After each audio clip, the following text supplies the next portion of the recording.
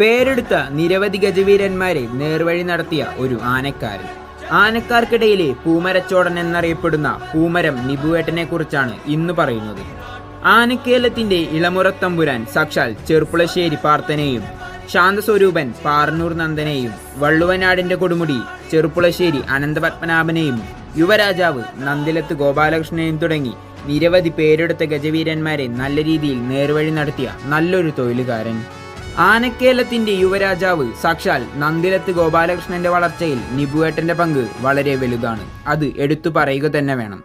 നിരവധി സദസ്സുകളിൽ ഗോപാലകൃഷ്ണന് നല്ലൊരു സ്ഥാനം നേടിക്കൊടുത്ത ഒരു ചട്ടക്കാരൻ. അതാണ് പൂമരം നിബുവേട്ടൻ.